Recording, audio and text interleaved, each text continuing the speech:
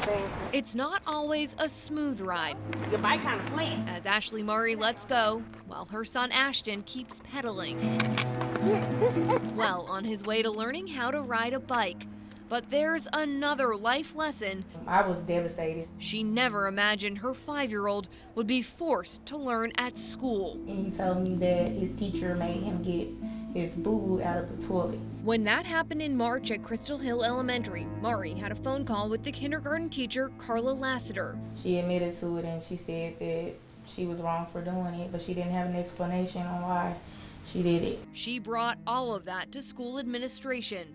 They were trying to sweep it under the rug. But Murray says it took her mom's help. I'm not going to stop until someone pays attention. And making some noise by sitting down with us. She needs to be terminated because you don't treat kids like these. Days later, the school sent this statement saying the teacher was on paid leave and it was starting the process of firing her. You have to be held accountable. The family is going a step further and reporting this to the Arkansas Department of Education as an ethics violation of the teacher's license. We send our kids to school to be safe, to be in a safe environment, so we shouldn't have to worry about if the teacher has done this or that. While they've chosen to go public, many cases like this are handled behind closed doors, and the state admits its system is set up to protect teachers. I would say our process is very pro-teacher, and it is very much to protect the rights of the teachers. Amy Douglas is the lawyer who oversees the state's Professional Licensure Standards Board,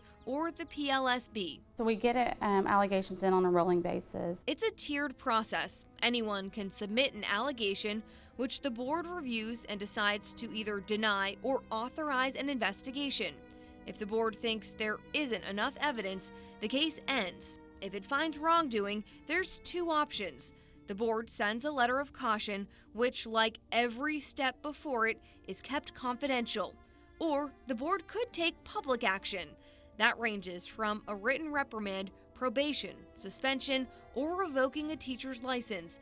It's only the last two that keep teachers out of classrooms. Each school district and each hiring official is required to look at the Arkansas Educator Licensure System before hiring someone. Still, there have been several cases where a teacher is accused of misconduct but keeps their job or gets hired at another school. In September 2019, Russellville kindergarten teacher Celia Wortham was accused of spanking a 5-year-old with autism.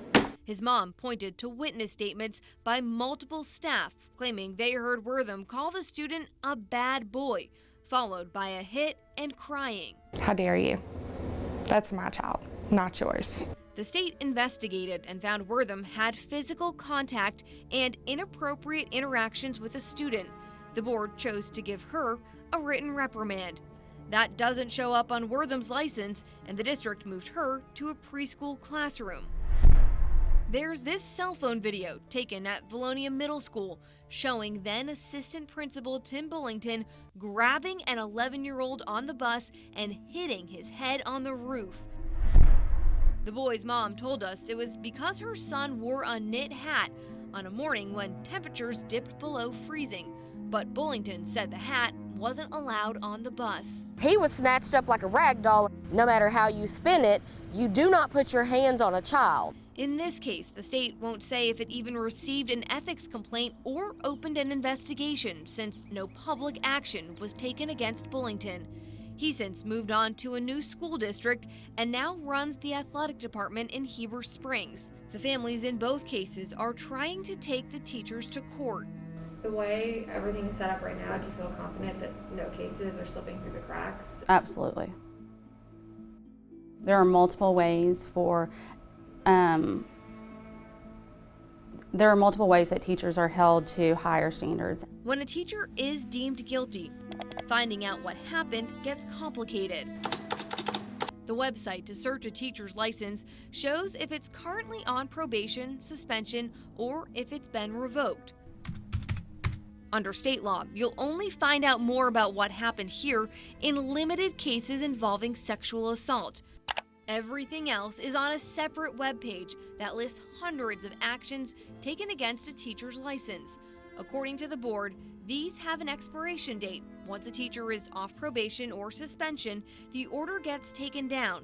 Unless the board votes, it should stay up permanently. I haven't been involved in any talks at the moment regarding making things more transparent for parents. And honestly, I don't really know how you would. The state board meetings are public, they are recorded. You can Google anything. The Murrays see it differently, saying cases where wrongdoing is found need to be open, similar to the state's court system, which publicizes minor traffic violations. But if it's a seatbelt violation, if it's a speeding ticket, it's there.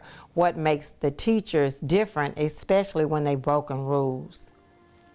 That's not fair at all. I brought this to several lawmakers. All told me this wasn't something on their radar. A few referred me back to the Department of Education. Others told me they were concerned but needed to do some digging of their own.